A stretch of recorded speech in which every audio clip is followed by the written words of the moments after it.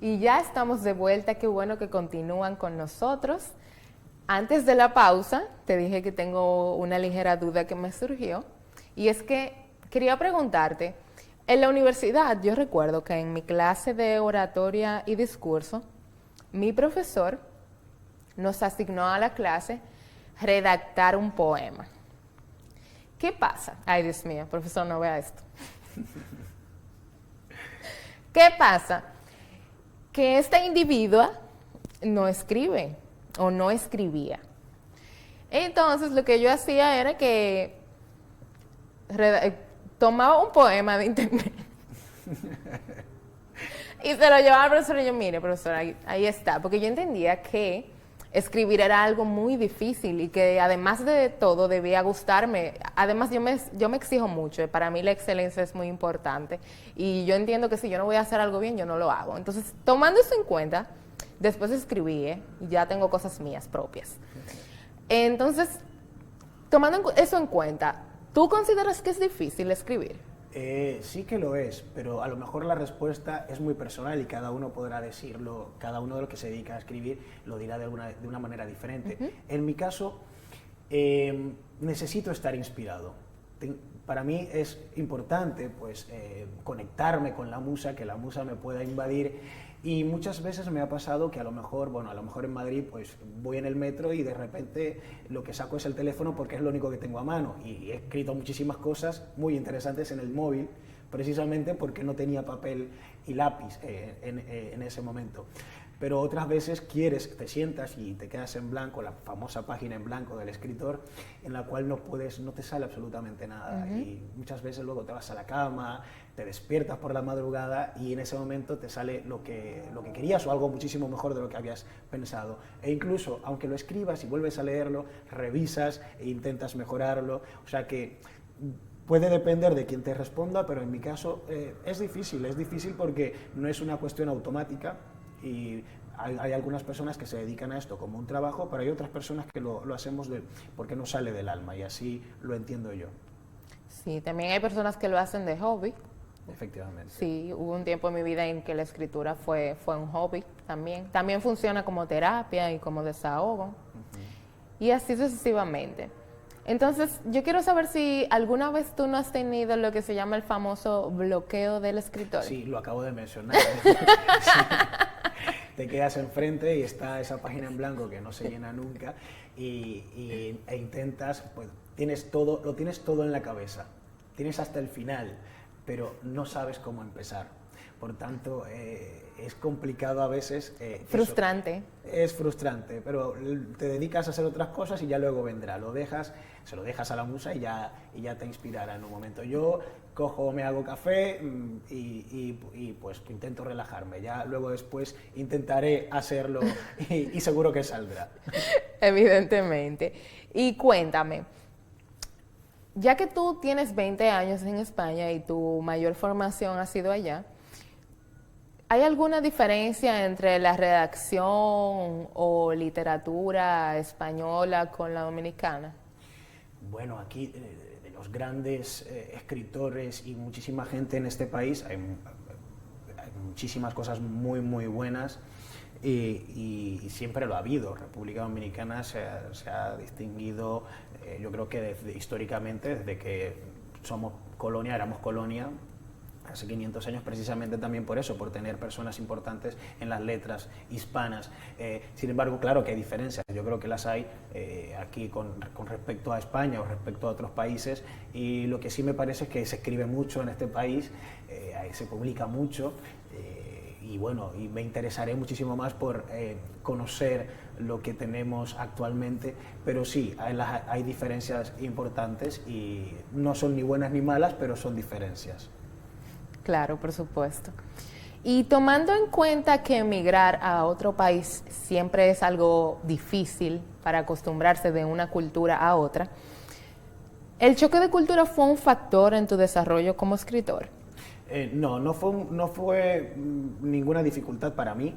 De hecho, bueno, el primer año, tengo que confesar que el primer año lo pasé muy mal, lo pasé prácticamente llorando a diario, no quería estar allí, no me gustaba. Llegué un 21 de enero, día de la Altagracia, con un frío. Yo acababa de estar 8 horas antes con todos los colores, el calor, mucha bulla, salir del aeropuerto de Barajas e ir directo a casa de mi padre y mis hermanos y solo ver el color ladrillo por todas partes, los árboles sin hojas, pues fue un poco chocante, porque además era bastante joven, adolescente. Y imagínate, en esas edades uno tiene ya su mundo hecho, o uno cree que tiene su mundo hecho, es muy difícil. Las amistades y demás. Sin embargo, una vez, pues, entré a la universidad, conocí gente, una curiosidad, era el único negro, el único extranjero en mi clase.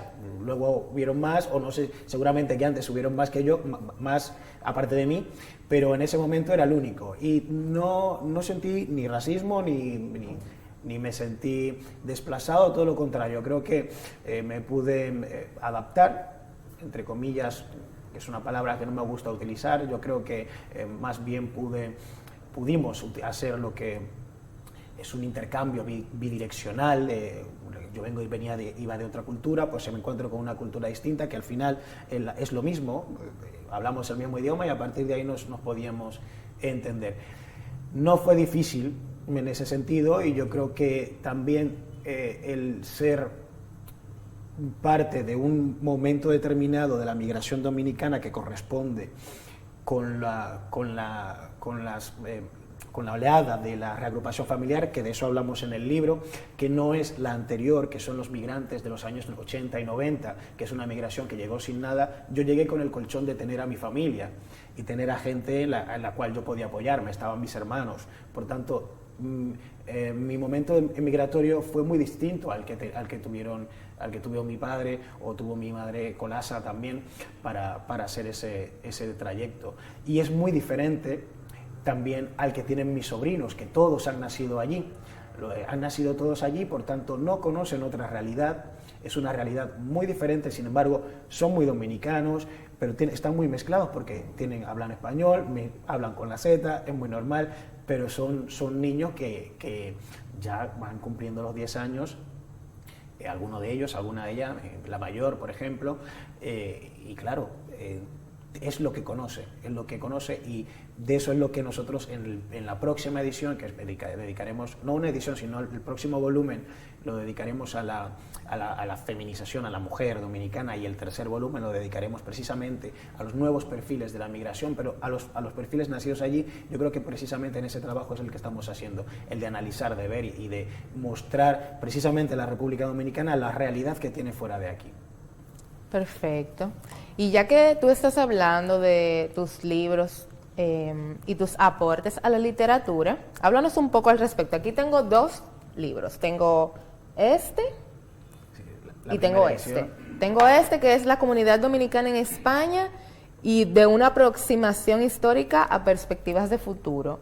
Esa es la edición que hicimos conjuntamente con el Instituto de Dominicanos en el Exterior, en el que yo me desempeñé como encargado de la división de estudios. En ese momento, pues ese libro estuvo hecho desde la propia dirección, y en esta ocasión lo hicimos también con la aportación de la Embajada Dominicana en España, que es la que nos invitó a la Feria del Libro de Madrid para la presentación, que agradezco a mi amiga también, que son parte del libro, a mi amiga Kenia del Orbe y a Bernarda Jiménez, que es una histórica de la comunidad dominicana, que fueron las encargadas de hacer la presentación en la Feria del Libro. Y este también, sí, sí, que es el otro volumen de esa misma, ¿verdad? Eso perfecto.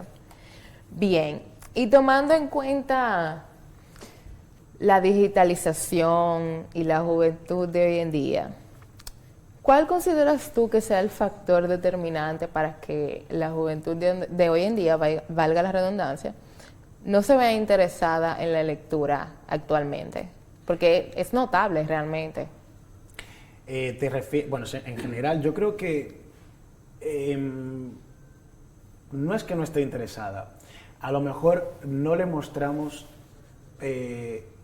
herramientas, o no le ofrecemos herramientas que sean para ellos interesantes para poder incursionar a la lectura. A lo mejor, a mí me gusta mucho leer en el papel, tener el libro en la mano, pero yo vengo de una generación distinta. A lo mejor a esta nueva generación lo que quiere es tenerlo en el libro, a lo mejor escucharlo. Hay muchísimos audiolibros, hay mucha gente interesada en escuchar los audiolibros. Habría que buscar un mecanismo, una manera de cómo enganchar y de cómo fomentar la lectura. Pero yo creo que eso tiene que venir desde la escuela. La formación de la casa, pues cada padre o cada madre lo hace de la mejor manera posible. Yo tuve la suerte de tener una madre maestra que me enseñó y enseñó a mi hermana, nos enseñó el amor por la lectura y a estar interesado siempre por conocer, sobre todo por conocer. Pero hay otras familias que tienen otras realidades y eso hay que comprenderlo. Entonces, el Estado, los Estados, tienen que garantizar que haya acceso, no solamente desde la escuela, sino también que haya una política cultural efectiva que pueda llegar a todos los niveles, en todos los espacios y sobre todo a los más desfavorecidos, porque la vulnerabilidad también lleva a que mucha gente no pueda, por su propia realidad, interesarse por cuestiones tan básicas como conocer. Y eso para mí me parece fundamental.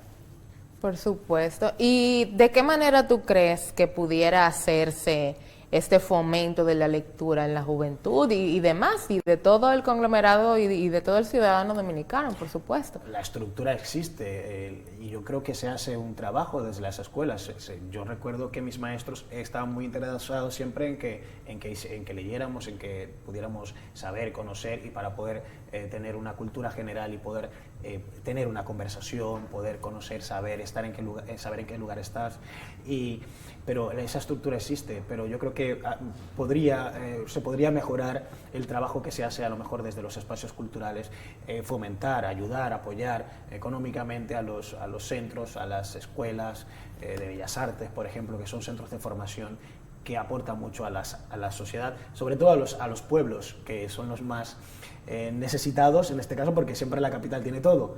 La capital tiene todo y la segunda ciudad más importante tiene todo. El resto de las provincias no lo tienen tanto. A lo mejor sería apoyar por ahí, ir a los barrios y copiar modelos, y todo está inventado. En España hay muchas bibliotecas en los barrios. Todos los barrios tienen una biblioteca, por tanto, a lo mejor ir allí y montar una en cada barrio, aunque sean móviles, pero hay que hacerlo. Claro que sí, por supuesto. Hay que buscar una forma de fomentar la lectura, de dar página para la izquierda. Señores, eso es demasiado importante para cultivar el léxico, el vocabulario, la dicción y demás. También para no perder la ortografía, que es muy importante, que cuando uno deja de leer, eso se va perdiendo con el tiempo. Es importante desarrollar el hábito de la lectura. Y ya por último, para terminar, Amin, tomando en cuenta la digitalización y que todo hoy en día es ya tecnología y automático, ¿de qué manera tú crees que debe reinventarse un escritor o literato para caerle atrás a esta civilización tan moderna que tenemos actualmente? Yo creo que no hay que cambiar muchas cosas. A lo mejor lo que hay es que adaptarse, precisamente lo que decía antes, intentar que el propio escritor, los que son más mayores, pues a lo mejor pues intentar llegar a los más jóvenes. Y los que nos van a enseñar a cómo escribir distinto son los jóvenes ahora. Ellos mismos ya han nacido con estas nuevas fórmulas, por tanto hay que copiar positivamente las cosas que nos pueden aportar, porque no solamente los que tienen más edad pueden aportar, sino que la juventud también nos aporta cuestiones, y esas cosas hay que aprovecharlas, y es interesante que se pueda hacer esa,